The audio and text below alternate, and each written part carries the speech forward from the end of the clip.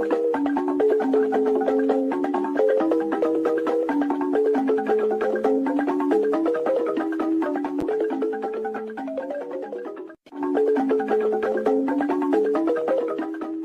have no mercy for those that come to disrupt the restoration of this struggle. We don't negotiate with anyone. We will never do that. Because when you do things like that, you encourage the same thing to be inside the government, and they will continue to do what they are doing.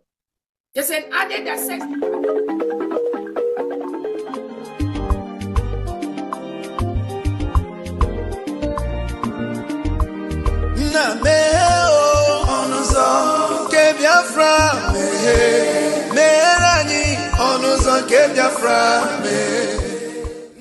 Welcome, fellow Biafrans, lovers of freedom across the world. I welcome you to this amazing platform. Thank you so much for joining me on today's program, and I wish you a very happy new year. Finally, we are now in the year 2025, and as we proceed in the year 2025, we must not forget that we have a lot of responsibilities. Our responsibility in this platform is to give you information and make sure that you have an update on what is going on in Biafra land, more especially things that has to do with the restoration of independent state of Biafra. Today, I am going to share with you a very important video. Please pay attention to this video. In all the information that we see here, you are going to see that they have started again a new deceit to distract us from the restoration of independence of Biafra. We must not be distracted. It is either Biafra or nothing. Mazi Nnamdi Kanu said it to us, and he has not changed his mind. If anybody tries to insinuate that Mazi Nnamdi Kanu have changed, that is a lie. Watch this video from beginning to the end. You will understand that the enemies will never give up. And those of us who are focusing on the restoration of Biafra, we must not give up. Do not get distracted, regardless what you hear or what you see. Always remember that it is Biafran first. All eyes must be on the rising sun. Every eye must be on the rising sun. Do not allow yourself to be carried away with things that are happening around you. The restoration of independence state of Biafra is one thing that we must focus on. We have the United States of Biafra now. Let's watch. Barrister Darlington, when we're talking about some equation of how some community leaders are collecting money, to let headers use the community land and all that, though we have already established as unlawful. Someone sent a message saying that he is from Ehamafu, and that is in Enugu State. And this person says, that the armed headers, kill them in that locality on basis. That shows more like they have attack on the community on a daily basis, and it's more like no one is doing anything about it. No one is doing something to stop such from happening. What do you really have to say about this? Now, Esau in the Bible, he sold his birthright. Some people collected this money. Now, if you have sold a place, you must have title. I have done this analysis in another program. This bad history that these people are crying about is no longer relevant. Because for you to sell something, you must have a title. That's why you have C of O.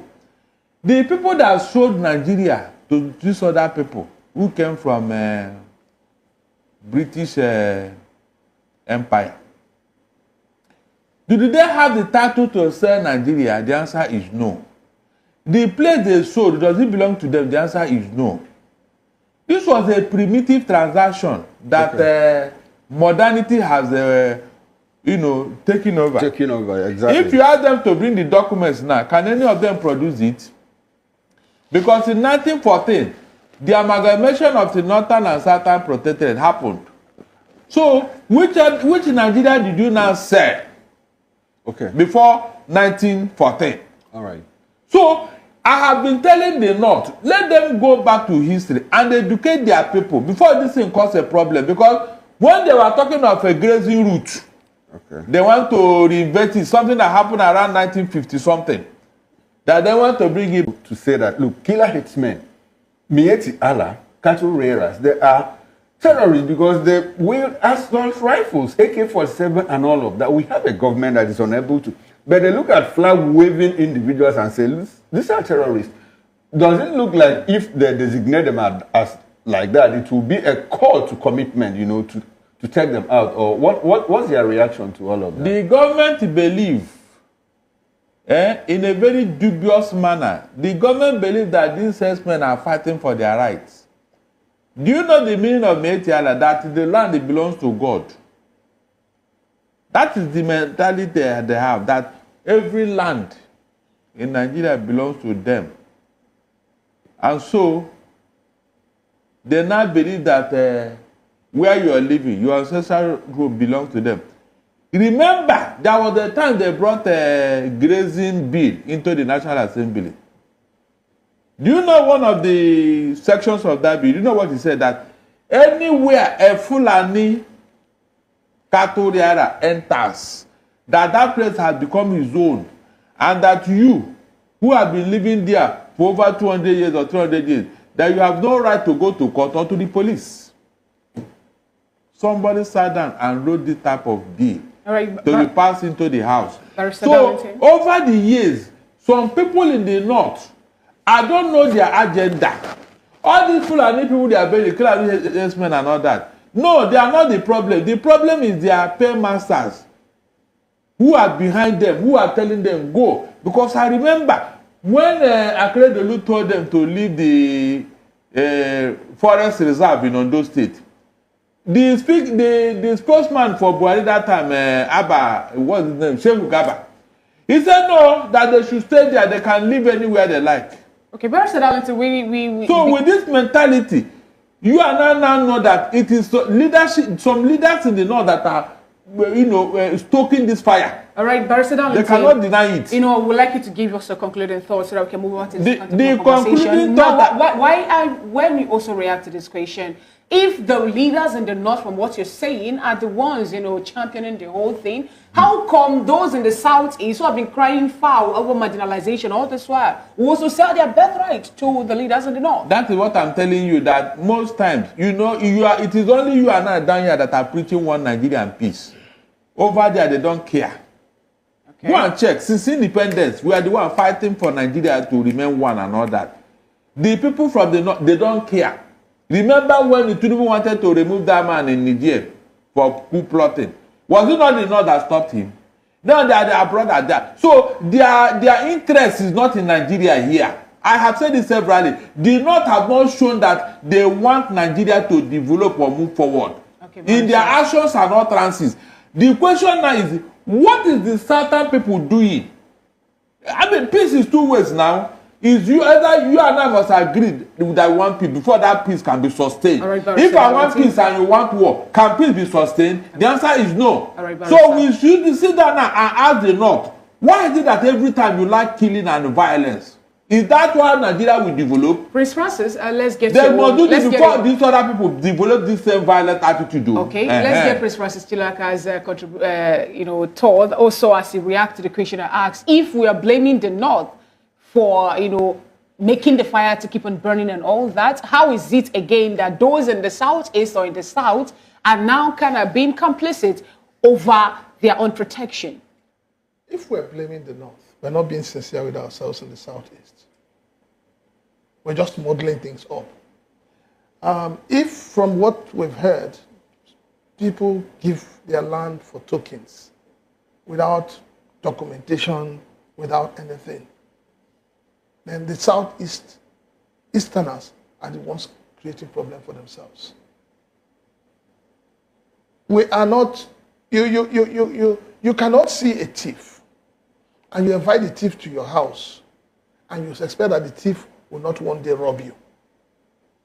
So the Southeasterners need to think as if there is no box. You are the one that is giving them the land. You are the one that is encouraging them. And then you are the one crying foul. I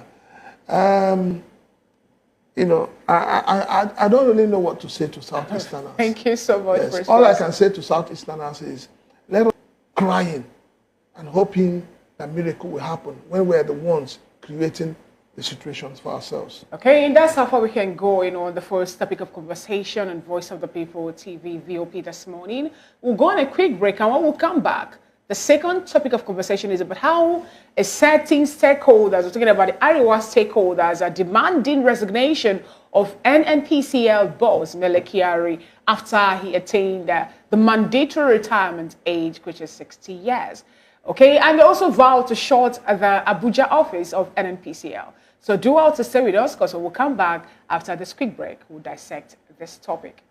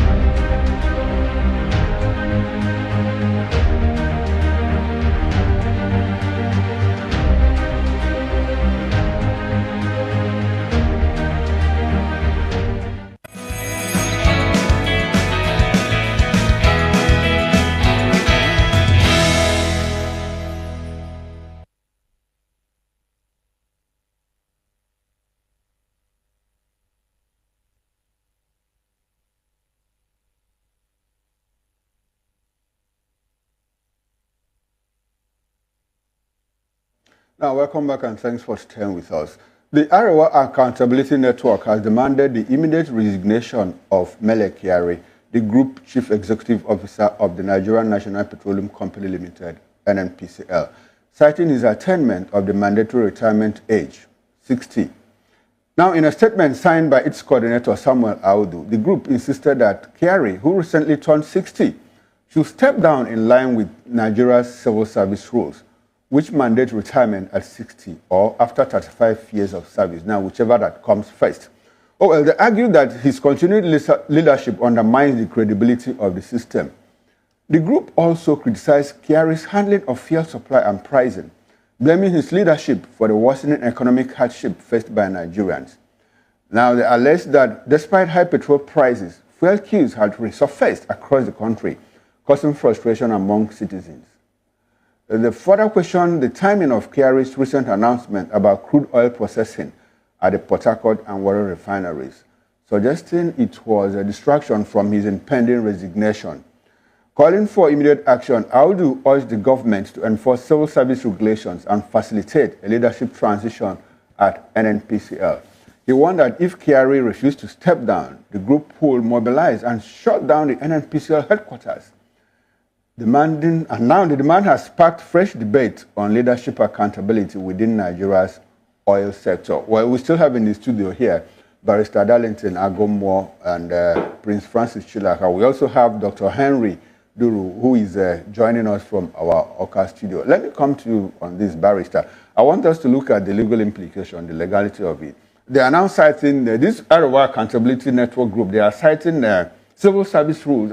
My first question would be, NNPCL, are they supposed to be under civil service rules? Because this is clearly a private limited liability company, despite the fact that it's owned by the government. Should they be subjected to the rules of the civil service? Thank you, Mr. Okoro. You know, each time NNPC comes up for discussion, okay, in fact, it baffles me why we have turned everything about us into a mockery. How? Because you said that the NNPC is now a limited liability company. Isn't it? That is what they told us. But is it not? It is not. From their operational guidelines, which we are now witnessing, NNPC is not. This same institution is supposed to be the regulator of the oil sector, but they are at the same time a player. They are at the same time a player. But Mr. Darlington, a lot of people will disagree with you that the NNPCL is not. It's a limited liability company. Government might have stake there. Does it make it? Should they go through civil service rules? Yes. Why? No, it shouldn't. It shouldn't, because exactly the point. So why are these people asking for a resolution of Mele Kyari? Good. Now hold on. You have a telecom industry, is that not true? All the networks. Please, does the government control anything about their business? Does the government have any say in what MTN, Airtel, and this one? Doesn't the government have? Because just last week they gave them approval for price. No. That one is a separate, operational guideline. Okay, so it's clearly regulatory. Yes. So when DPR regulates, do they regulate outside operational guidelines? DPR, Department of Petroleum Resources. It is the same DPR is under NNPC. Okay. Is a body in NNPC? Exactly the question I'm asking. The question now is, so why is NCC regulating? Is there an actor? Is there a player in the industry? NCC, Communications Commission. It is a body set up by government to regulate the telecom industry. They are not a player. Good. They don't have any network that they operate in. NCC is not a limited liability company. It's still an establishment owned by government. They are a regulator of the sector. Good, but NNPCL is private owned. NNPC is a regulator and a player. That's the difference here. NNPC still do have something to do with the oil industry. True or false? The answer is true. So how come you are now telling us that it is now deregulated, it is now a private company, it's a limited liability company? Who signs their check? Okay. Before we go to okay, let me bring in Prince. Prince here. Prince, does it look like there's I'm not done with that thing, no. The legal implication. Okay, we'll come back to it. Prince, does it look like there are people behind that are pulling the strings? Because how will a group say that we are going to shut down NNPCL headquarters in Abuja because of one man? But this group was unable to do nothing when fuel prices went up. Does it look like there's a... I think we just have some silly, unproductive people who come together and call themselves group. Very laughable.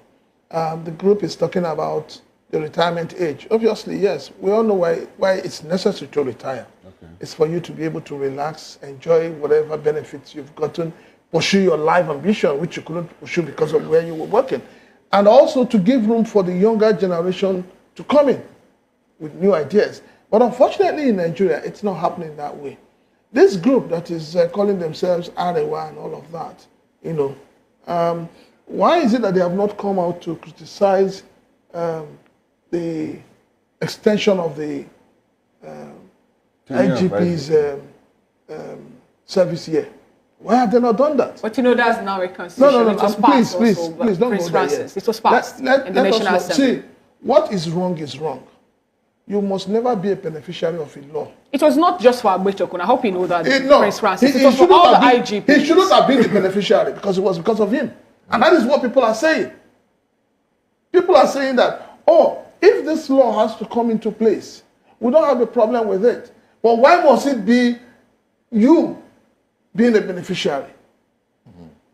So if they are saying that they don't want Mele Kayari to remain because he has gotten to retirement age, if tomorrow the same federal government goes to the National Assembly and enacts another law to say, whether you have attained this age or not, you must do 2 terms. You must complete it.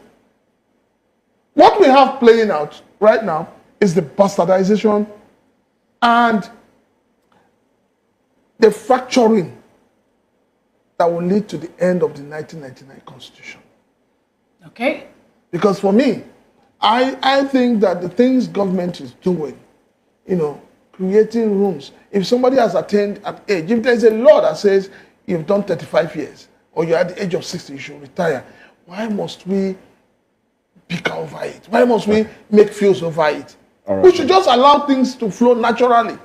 All right, thank you very much, Prince Francis. Legally talking or speaking now, Section 214, 215, 216 of our Constitution, which is the ground norm, and we talked about this service years and all that, retirement age. It has not been amended. The one that brought Igbo'S to continue to stay in office is the Police Act. And the Constitution is more superior to the act, any act at all. So if you have not amended the Constitution that will accommodate tenure elongation, why are you using just only the act to do whatever you are doing. It is not enough. It's still illegal. That is why I pray that that matter will continue in court. Let me see what they are going to do, because the constitution has not been amended to accommodate Ekpetoku or any other body. It's there. I just quoted it. Then they go and check. It's still there. So let's have that quote again. Let's see if we can. Yeah, go check it. Section 214, 215, and 216, please. Section 214. Yes, 214, 215, and 216 talks about service years and all that. It has not been amended. You are not using the Police Act, which you now quickly amended to accommodate IGP because he's a police officer. It's wrong. It's contradictory to the Constitution. Very contradictory. You see what I'm saying here? So this other Bedekiare that has been there, he is there based on the fact that he is representing an interest, not Nigeria interest. Some group of people are a first chairman of NNPC, where we lost $2.8 billion as far back as 1978 or so. So if you check the corruption that has been going there, which nobody have addressed, it is the reason why some people have become principled. Okay, now let's get to our station where we have Dr. Henry. But did you see it? Dr. Yes, Henry. yes. But, please make it clear to people. Let us hear. Well, what we have here, before we go to Oka, section 215 actually reads, the Nigerian Constitution establishes the Inspector General of Police and the structure of the Nigerian Police Force. It also gives the President the power to issue. Anyway, it says responsibility of the Inspector General of Police commands the Nigerian Police Force, receives lawful directive from the President or authorized minister, ensures public safety and order. Appointment, I think this is where we are going to, appointment of the Inspector General of Police. The President appoints the Inspector General of Police. The appointment is made from 7 members of the Nigeria Police Force. The appointment is made on the advice of the Nigeria Police Council. Well, there's nothing here that says, speaks to... It already does that. The IGP on the Service Commission, the one that you have appointed and extended his education, was it at the recommendation of the Police Service Commission? It violated it.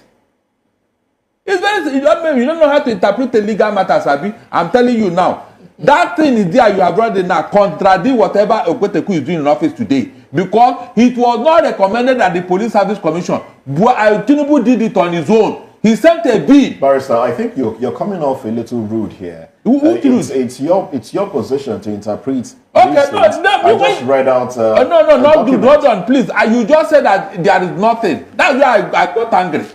Don't you know how the constitution is? I think the section Mr. Barrister is talking about is 291. 291. 291, yes. All right, we'll look for 291 and Yes. read it in the course of the program. Let's go to Oka Station now. All right, now, Dr. Henry Duru, we're talking about some group, talking about Ariwa Consultative Forum now. You know, they are talking about how they want Ariwa Accountability Network, I beg your pardon. You know, they say that they want Mele Kyari to be out of office. They cited some reasons. And one of the reasons that they made mention of is the worsening economic hardship faced by Nigerians over the issue of fuel subsidy removal and the high cost of these fuels, the fuel that a lot of Nigerians use it. And also, we have queues resurfacing in our filling station to be also one of the reasons they say that Mele Kyari should leave office, or they are going to protest a block at the NNPC office in Abuja. What do you have to say about this, please?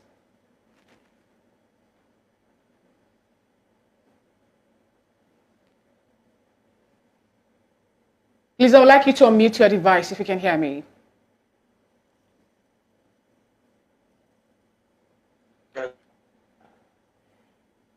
All right, I guess we're having a network glitch. Now let's bring it back again. Someone's tenure, Okay, go ahead, should expire at so and so time. I think the straightforward thing to do there, in the interest of everybody, is to allow the person to go once the tenure ends, so that we don't come on a show like this and start to discuss something that should not actually have led to this controversy. So the controversy is unnecessary, because no matter how competent Kyari may have been in that position, I believe that he is not the only person that can show that level of competence. Even more, we have more than 200 million people in this country. So, getting the competent human resources. Worrisome about NNPC, the way all eyes are always on that institution and the way everything about that institution is being politicized, ethnicized, and so on. But if you recall, before now, there was another Arewa group, I think Arewa Youth or something like that. I forgot the exact nomenclature. Came support the administration, the headship of and that when persons saw the result of fuel prices and queues at the filling stations. And now we're having another Arewa group for whatever interest they may have, calling for the man's retirement, even though I believe that they are right in calling for that because the man should retire, just like the IGP. But then, up NNPC. He has messed up that place over the years, from bringing in dirty fuel to secrecy and incompetence, to unaccountability. I mean, a whole lot is going on in that NNPC. We don't know how much fuel we are consuming in a day. We don't know how much is being paid for subsidy. We don't know anything. Remember, there was a time this man said that the federal government is owing them 6 trillion. The federal government said no, we don't think so. They now brought an auditor who, after the auditing the money, it came down to 2.something trillion. Even at that, the federal government still said no, we are still going to look into it. So there have been a lot of do I call it now, cooking the books in an NPC. And this man is the head of that place. So how incompetent can somebody be? How? If you check, this oil industry has been our cash cow. But where are we today? Please, somebody should tell me, what is that thing they are giving to Nigeria today? Nothing. They have been saying that the federal government should borrow them money for them to continue to be in business. For a company that's a limited liability company, no. Okay. Mr. Okoroba, to you. For a company that's a limited liability, because they are telling them that federal government should borrow them money for them to remain in business. Can an MTN, can they go to federal government and say such a thing? Or Airtel, or any of these networks? Because government has shares in NNPC. Good. Government is an investor. Good. Please, why can't the same government invest in these other sectors? The investment the government have made in NNPC, is it proper and right in every way you look at it?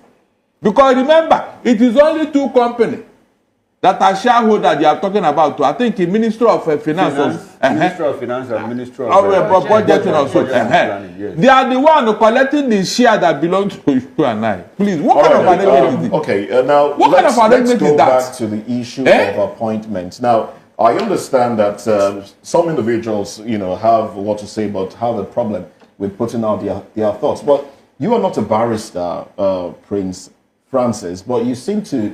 there was something you showed me earlier. Can you explain a little bit more that issue of appointments of the IGP? I think sometimes our lawyers themselves confuse us with the 1999 Constitution, which is why I said that document is obnoxious and needs to be shredded. Okay. When it talks about the IG, particularly, the Constitution has no hand in it. The Constitution does not say the retirement age, in particular, about the IG. It pushes, it pushes it to the Police Act, and that is why the government took advantage of the Police Act. Okay. So I think our lawyers need to educate us on that. But that is where it starts. Now, when you talk about retirement, hold on. Barrister, please hold on. You hold on, Barrister, please. When you talk about retirement age, you're talking about the civil service itself. You're talking about judges. You're talking about permanent secretaries. You're talking about ministry workers. But the police is not part of that retirement age as enshrined in the Nigerian Constitution. All right, now, thank you very much, Prince Francis. Okay, now, Barrister, you want to say something? Yes, a matter may have two sides to it. One matter, two sides to it. Okay. Appointment. Remember, what we are talking about the IGP is retirement now. Now, you cannot retire except you have been appointed. It is only when you are appointed in an office that you now talk of retirement.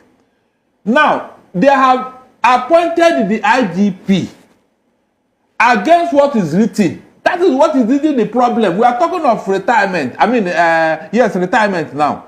The age of retirement. It is the appointment now that is the issue.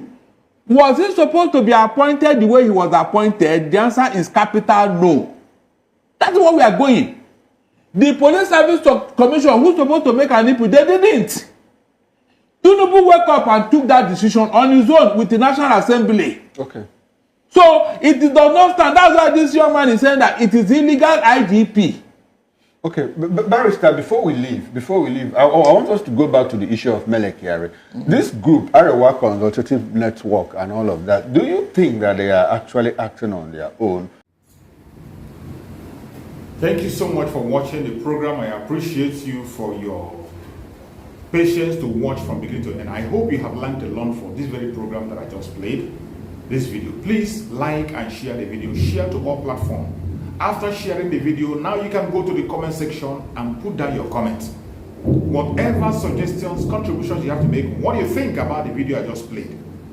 Go to the comment section and put your comment. I will go to the comment section and I bet you I am learning a lot from there and you can equally learn from there. Let us share our experience on that comment section. Thank you so much and stay blessed. Don't forget to share and we continue to bless you as you share. Biafra government, peace, progress, unity and equity. We move.